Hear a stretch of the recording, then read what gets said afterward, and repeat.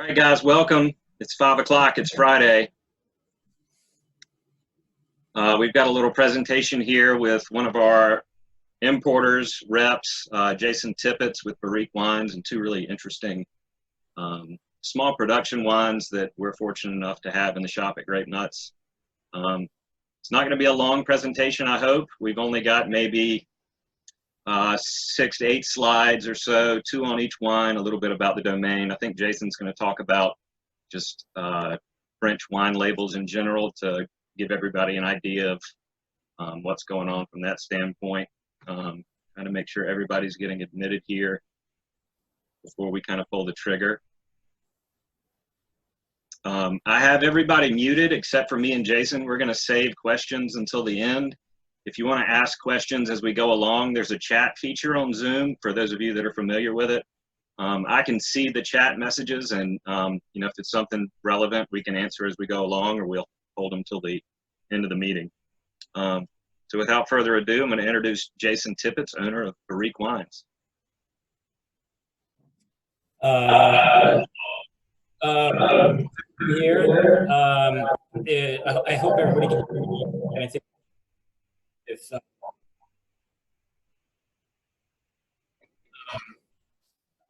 like Garland said, I own a company called Barrique Wines. I am an importer, and we import French wines. And I'm guessing that I have met the majority of you who are watching this. I've done lots of tastings at Grapenuts, and so I'm guessing that we've all met before, but perhaps not. Let's see.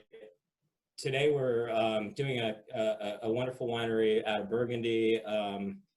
This is my first virtual tasting, and it's also the first time I've used Zoom. So, and I think it's probably something that we're going to start doing a lot more as we move forward. And so we'll see how this goes. The winery we're tasting today is called Domaine Chapelle AOC. It's a wonderful winery out of Burgundy. And I thought before I jump into the wines and talking about the winery, however, something that seems to come up quite often whenever I'm talking about wines from Burgundy is people have questions about how to even navigate a Burgundian label or even a French wine label. So I thought really quickly I'd do a quick little overview about how Burgundy works, because it's not the most uncomplicated of French appellations as far as how they classify wines and as far as how the labels work. And it can be explained pretty easily, and it's pretty simple, but I think it's something important to understand. So today we're basically going to be tasting two wines from this winery, a Bourgogne Rouge and a Bourgogne Blanc. That's basically all you can say about these wines when you say, what are we going to be tasting today? But that says a lot, actually. And it's important to understand what that means. So I've created on the fly today a little overview of Burgundy. First of all, I'll start off with my map. Okay, so here's my map. Burgundy is a big area, but the most important area is called the Côte d'Or. The Côte d'Or, which means the golden slope, basically, or the golden coat. It doesn't really have an English translation. It's the golden hillside.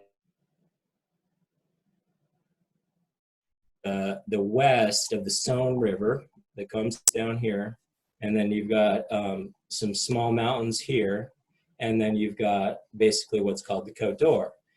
In the northern part of the Côte d'Or, you've got what is known as the Côte de Nuit.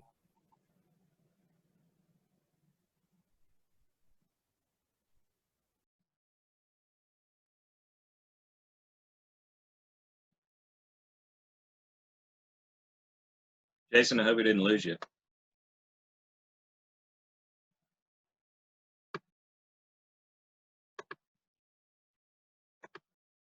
Sorry, guys. First Zoom tasting, you're going to have some technical difficulties, I guess. let's see if he's still in here. We're all back together. Are we back together? Okay. Back to me? Yep, back to you. I think we had a little glitch, but we're all good. Okay, cool. Sorry about that. Yeah, we're all gonna be working through these things for a long time to come, I think, probably. So very quickly, back to it. And the bottom part of the Côte d'Or is called the Côte.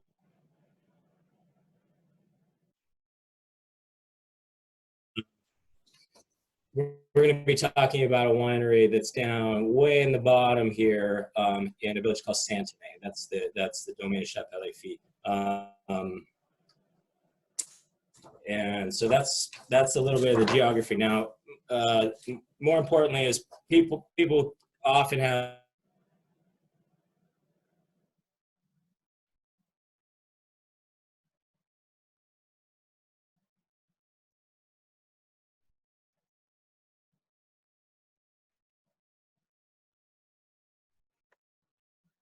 Jason, can we still hear you?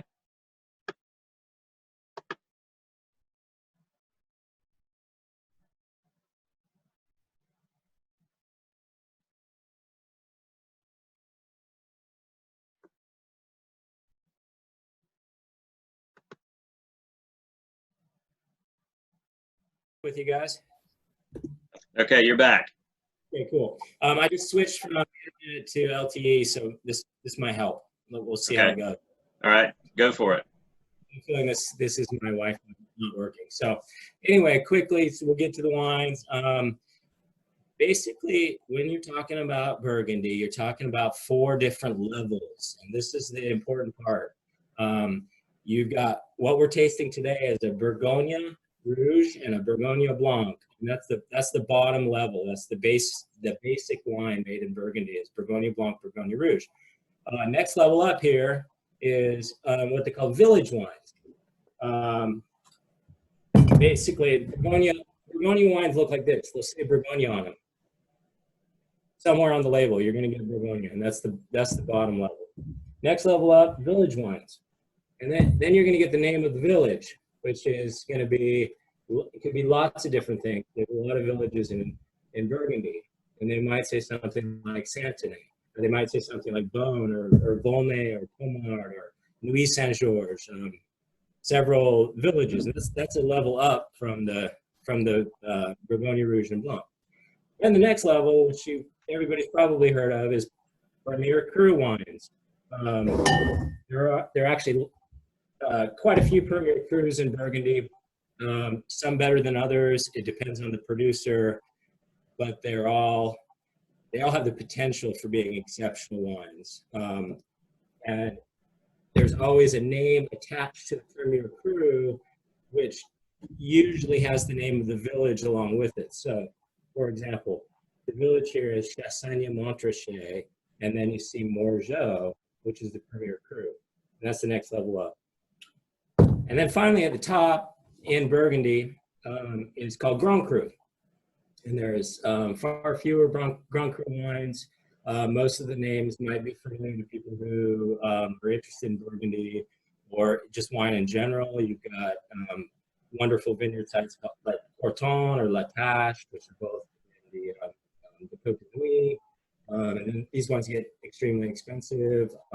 Generally, they're all pretty good, irregardless of the producer, just because the terroir is very exceptional. So this is kind of a little bit of an overview about how to read a Burgundy label. Now, basically today, like I said, we're looking at a way that is in Santenay, in the bottom part of the Côte de Beaune, and they produce wines on 3 of these levels: the Premier Cru level, the Village level, and the Bourgogne or the Bourgogne level. Today we're doing 2 of the Bourgogne wines, a white and a red. However, the white that we're tasting is something a little bit different. It's not your general Bourgogne Blanc. It's something called the Bourgogne Aligoté. In Burgundy, usually when you're talking about white wine, you're talking about Chardonnay being the grape. In this case, there are two grapes actually. So in this case, we're drinking an Aligoté. It's the second white grape of Burgundy, and it gets its own appellation called Bourgogne Aligoté, and it's very different from Chardonnay. I don't know how many of you actually have the wines. Garland tells me that many of you have bought these, so you do have the wine. I hope you do. So let's go ahead and pour ourselves a little bit of the Bourgogne Aligoté, and we'll start tasting it. Now, Garland has put together a really cool slideshow, PowerPoint presentation. I believe it's got, Garland, does it have tasting notes on it? Yeah, it's got tasting notes. It's got all the tech info on both the wines. Whenever you're ready, we can move into the wines. I was going to let you talk a little bit about Domaine Chapelle itself first, and then we can talk about the white and then the red in that order. Awesome. That's how the PowerPoint goes, basically, right? Sure. Yeah.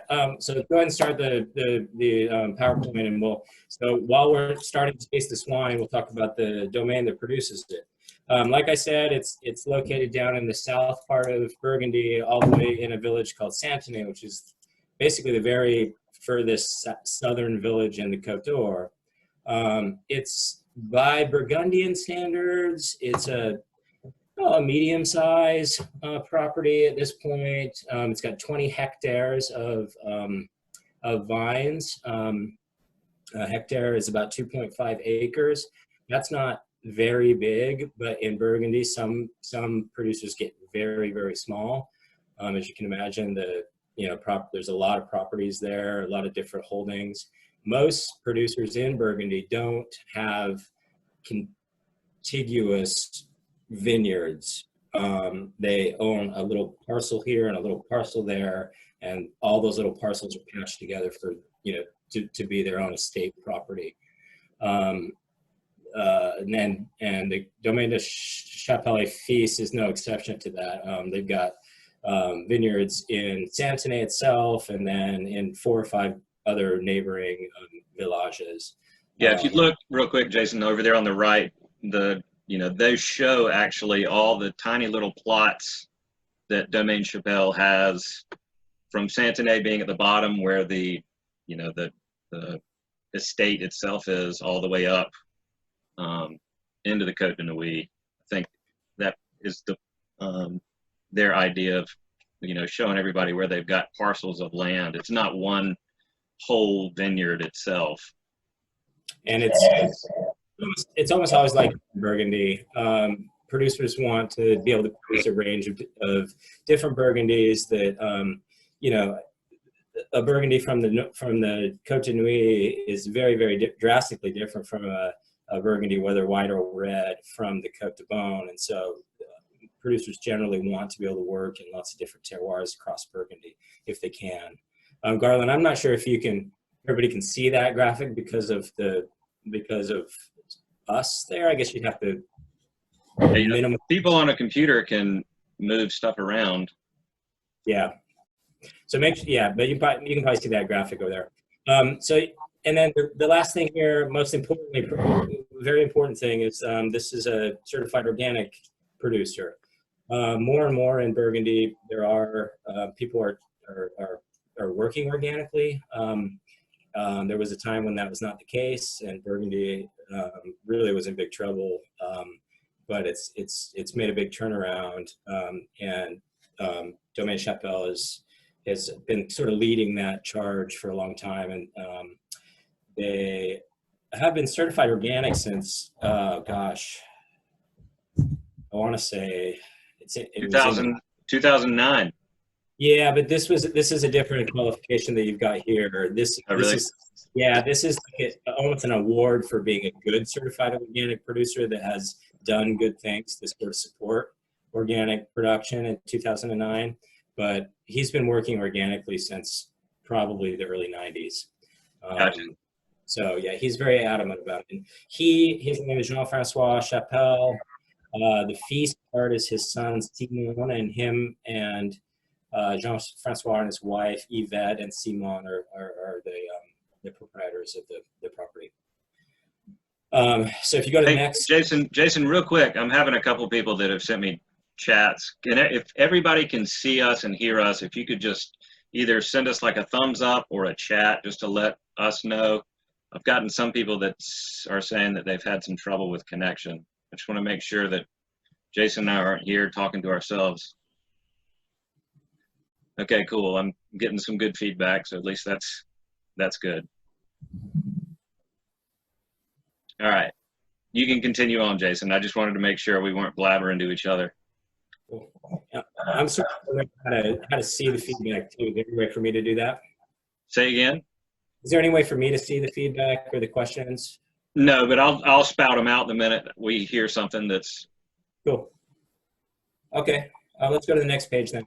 Okay. So that's sorry, Garland, to cut you off. No, you're good. I was just going to say I pulled that from their website. That was a really tough picture to find. That is actually their ancestral home, as well as Jean-Francois' ancestral home, as well as basically the cave is underneath that, and the cave is massively huge. You know, probably 5 times as big as that house, and it sort of runs underneath it and then keeps going. By the cave, I mean the area where they have the barrels and they store the bottles. But just a beautiful spot down in Santenay, and the hillside behind it is that's basically the coat as you go up, and they're kind of nestled up against it in the bottom part of Burgundy. So yeah, go ahead. Next one. Okay, the next we're on to the white wine. Okay, so this is the Aligoté that we're trying, and as I said, you definitely can call it white Burgundy, Bourgogne Blanc, but as I pointed out, there's a couple of different grapes in Burgundies, white grapes. Generally, what you think about when you're talking about white Burgundy is Chardonnay, but Bourgogne Aligoté is a wonderful alternative to Chardonnay. It's taken very seriously. It's never produced as an afterthought. It's definitely less expensive than good Chardonnays all the way down the line, and you don't find Aligoté in any of the higher appellations above Bourgogne. But you don't have a Village Aligoté or a Grand Cru or a Premier Cru Aligoté. It's always a Bourgogne Aligoté. But the Burgundians themselves love this wine and drink it, probably as much as they drink their Chardonnay.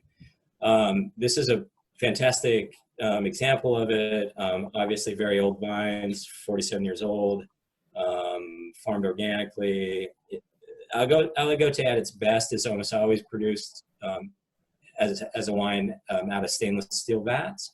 I have had oaked versions of it, but generally, it's a very mineral wine, and it's got a little more acidity, and you just kind of want to let that shine and let it be what it is.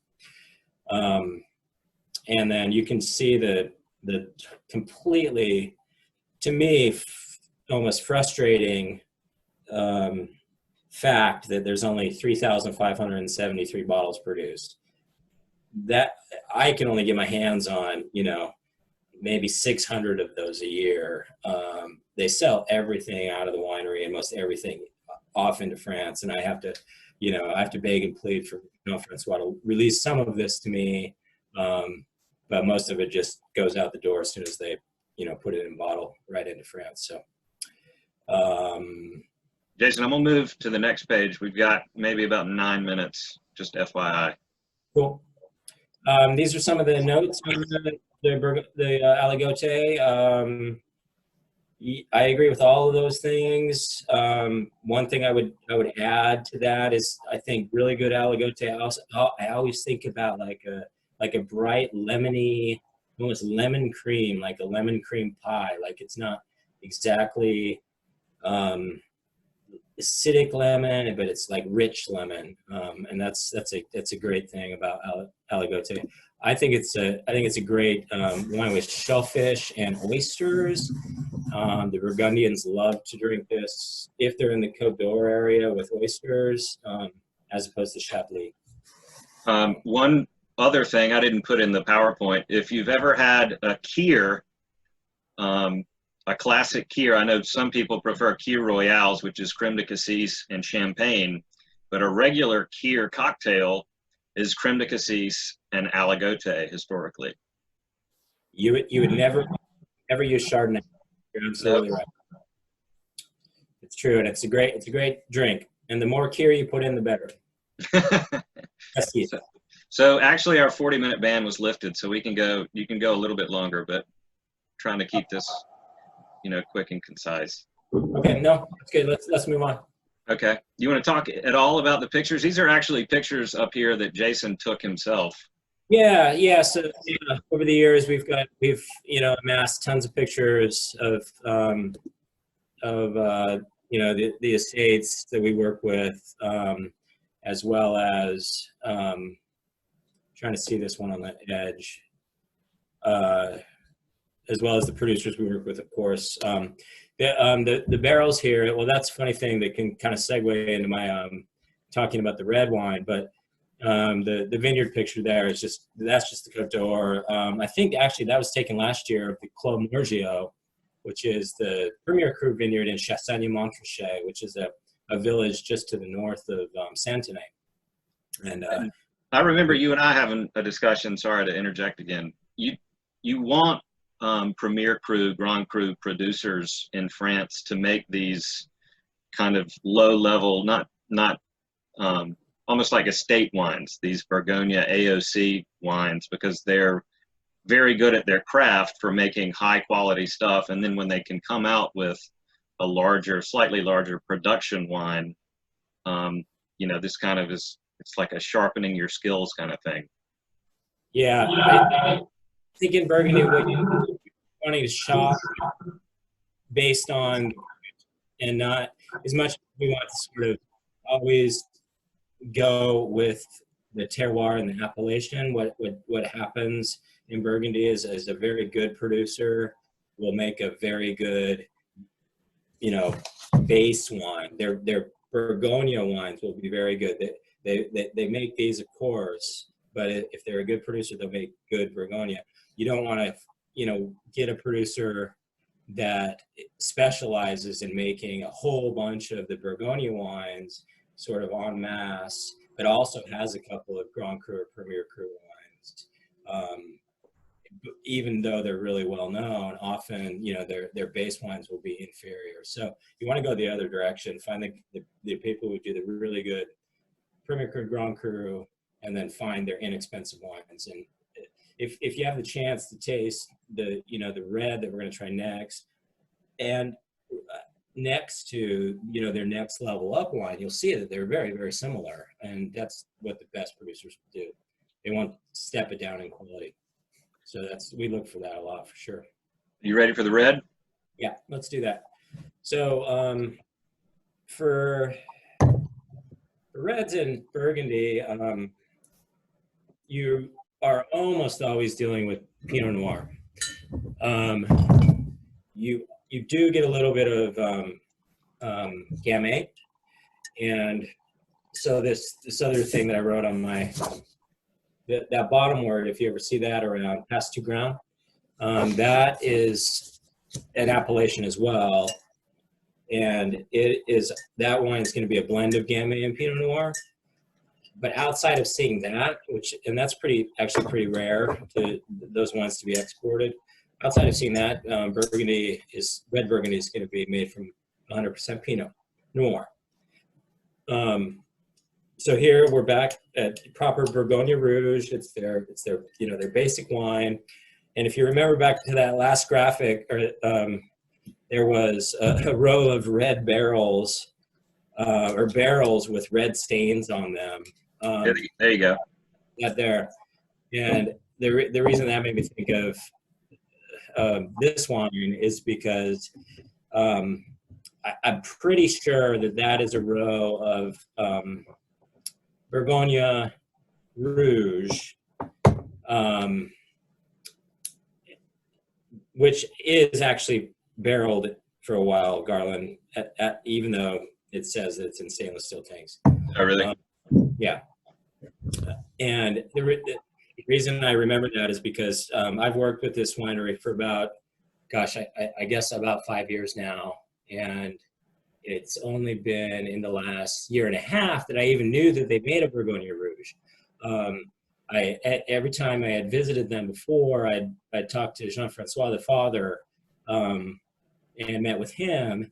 And it's only been in the last couple of years that his son Simon has come back to the winery to work with his parents and sort of take over some duties.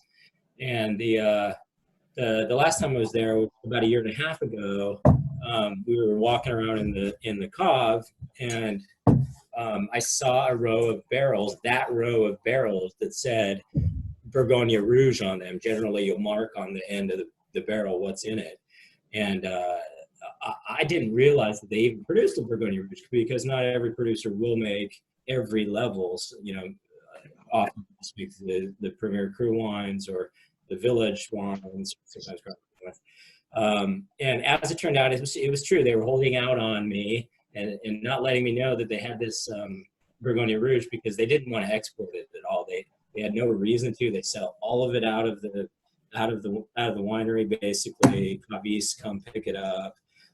It's such a good wine. It's basically, it drinks a level above what it is, and they had no reason to, essentially want to go through the whole process of exporting it. So again, it turned into a thing where I just had to, beg and plead to get my hands on the small number of cases that we were able to bring in every year. And now I get to bring some in, and super happy about that. It's awesome wine. So old vines, 40 plus years old, 100% Pinot, like I said. Much more produced here, but still that's sort of a minuscule amount for Bourgogne Rouge. You will, this is the wine that you can find at various price levels and various quality levels. So Bourgogne Rouge is really the one that you've got to sort of go, I've got to know who the producer is, I've got to pay close attention to the quality, and I'm willing to pay actually quite a bit more for a good one than, just any given Bourgogne Rouge.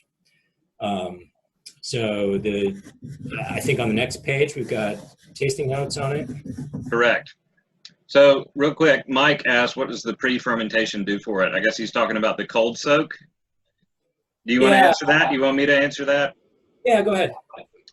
So cold soak or cold maceration adds kind of, it adds a richness, a darkness to the wine. So you're sitting on the skins in a huge tank that's chilled, so fermentation cannot take place. The yeasts are not activated. And so what happens is you're just sitting there making the juice a little darker. It's a technique they use to make the wines a little richer and a little darker in color without fermenting the wine, because this is a lighter style wine. You don't want to have like a super high alcohol Pinot Noir. That's not going to taste across the board. Pinots in general are not very high in alcohol. So that's all cold maceration is. And then fermentation afterwards is a much warmer, I think you're in like the low 60 degree Fahrenheit area for cold soak. Is that right, Jason? Yeah, that's right. And then fermentation for 12 days in the large tanks. And this one's unfiltered. The Aligoté actually had a little bit of fining, and that's when you use, most organic farmers, I guess, use egg whites to attach to sediment that's in the tanks that brings it down to the bottom.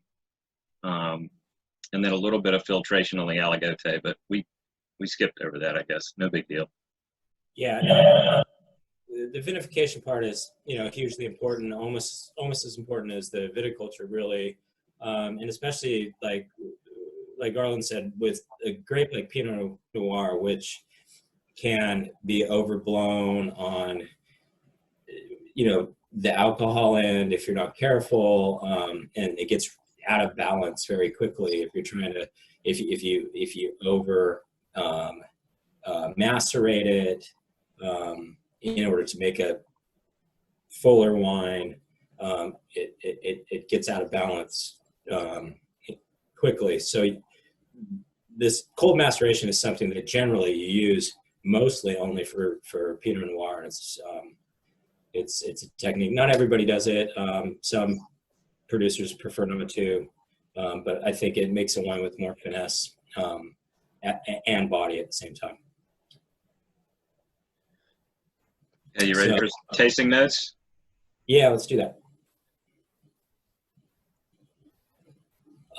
This vintage, we're finding it to be pretty well balanced. It's alcohol level, which is always an important thing to note with these wines, is kind of on the mid to high side. I mean, it's with Pinot Noir, you never want to get anywhere near the 14% area. Here you're at 13% alcohol. I'd prefer it to be a little bit lower even, but I mean, we're getting into some sort of warmer vintages, and 17 was a warmer vintage. But I think they produced a wine that is that year is drinkable sooner rather than later, which is always something to look for. And I think it's drinking wonderfully now, which is wonderful. So, completely agree. What's in the picture? What do you remember specifically which vineyard that is? I got to close down. Oop. Sorry, I got to close some things down to see it. That is, so that's actually coming. That's coming into basically the area right where this. So this is they have Chapelle. I don't think they have any holdings in the Bourgogne appellation actually, but this is coming into Bourgogne, right where the Côte de Beaune and the Côte de Nuits come together, and you come down through, and like if you get down to the bottom here, over on this side is Corton, and actually I think this is Corton. It comes down like this. So this is just a general vineyard picture of Burgundy. I gotcha. Anything else you want to add on the Pinot? No. Any questions? Anybody with the tasting notes? I mean, for me, tasting is, it's a matter of learning to talk about your sensations, but it's also still very subjective. Definitely subjective. And definitely, it's something that can be learned, but I try not to focus too much on it. I think if you taste what you taste, I think there's some interesting pairings with red Burgundy. Red Burgundy, though, to me is also a wine that is just wonderful to drink by itself, frankly. But obviously it goes with, a variety of different cuisine, especially, things from Burgundy. I have a question for you. One person asked about longevity as far as cellaring is concerned for Aligoté. So, for instance, they have a bottle of 2014 Bourgogne Aligoté. Is that on its way out? Is it in its prime? Is it? I tend to think of Aligoté as a wine that is made for drinking in the first 5 years. So it's green light. Yeah, I'd probably drink it. I think that, look, there are wines produced by good producers that make good Aligoté, like Jean-Francois does, that can age. but you know, it's not a wine that's oaked. So generally, you know, whites that are not oaked aren't going to age quite as long. And it's, you know, the thing about the Aligoté is the minerality and the acidity. And so it's not.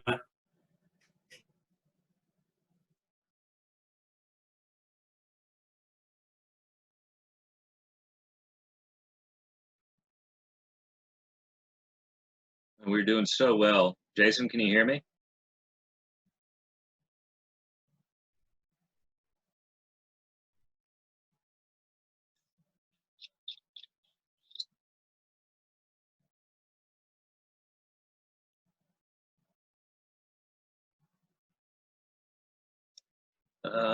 Let's see. Funny how everyone can hear me, but not the guy that's the important one in the meeting.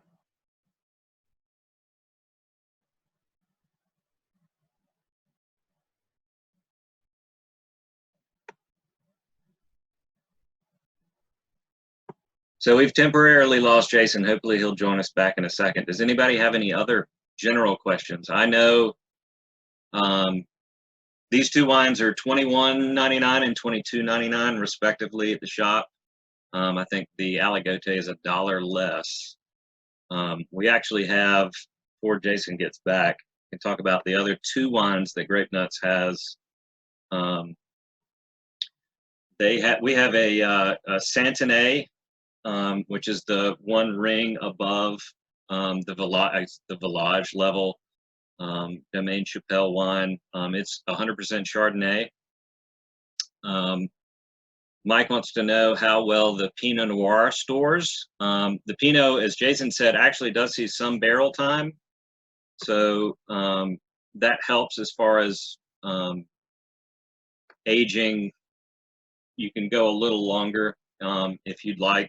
3 to 5 years is what they said on actually Domaine Chapelle's website, but it's been my experience that you know, as long as it's properly stored, you can go a little bit longer if you'd like. We actually also have the rest of Jason's Chassagne Montrachet, excuse me.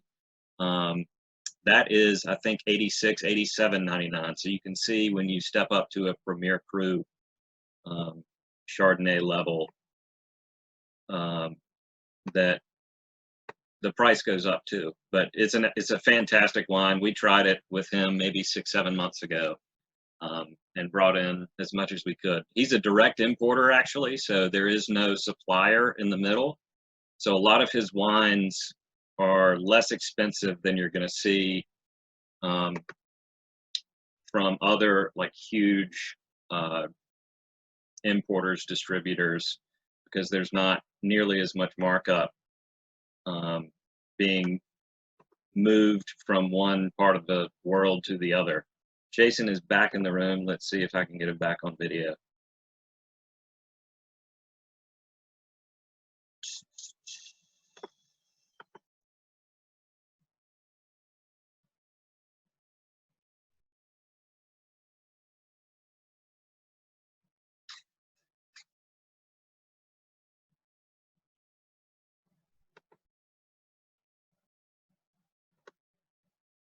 Does anybody else have any questions while we're trying to get Jason back?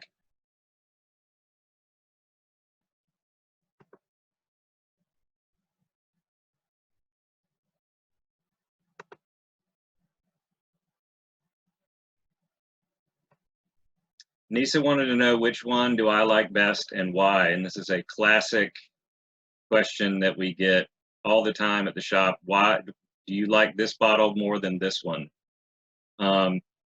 The best answer to that is that they are completely different. They both fill a space for both food pairing and enjoyment on their own. I like, personally, probably the Aligoté I favor. I'm not as big a Pinot Noir fan, but I can certainly appreciate a good one, and this is a good one. As we mentioned earlier, what you really want is you want somebody that specializes in a high-end wine that's very small production to make some estate stuff. Let's see, I think I might have Jason back. Hang on.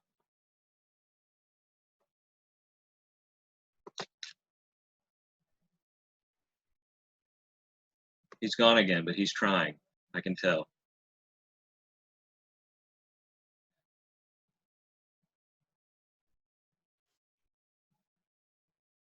Well, despite some technical difficulties, I think that went about as well as it could go. We hopefully are going to do some more of these in the future. We don't want to overwhelm you guys with a bunch of interactive tastings. I know we're doing some virtual tastings where you can log on and see some stuff that we pick out at the store. I'm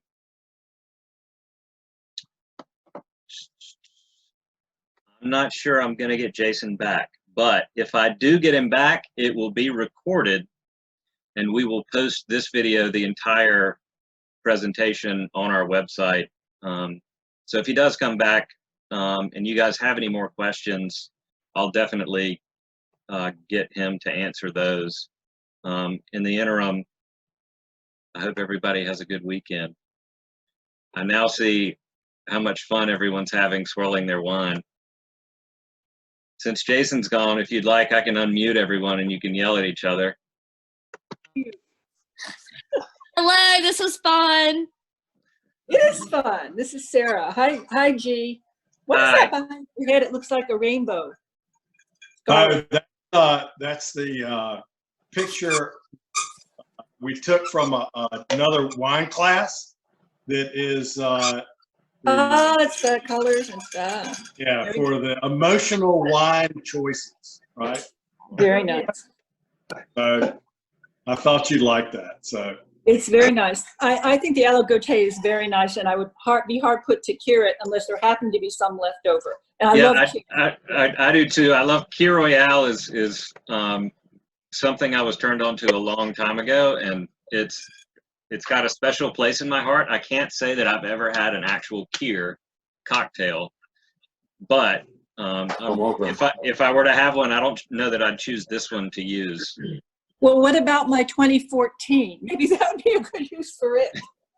I got 2 bottles. He made it sound like it was ready to go, especially given that Aligoté doesn't see a lot of oak to, help the aging ability.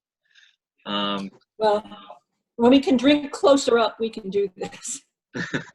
maybe you use it as a substitute for the cocktail that James Bond does, right? The Vesper. Because that uses he drinks something shaken not stirred. No, that's got what's it called? I can see the bottle.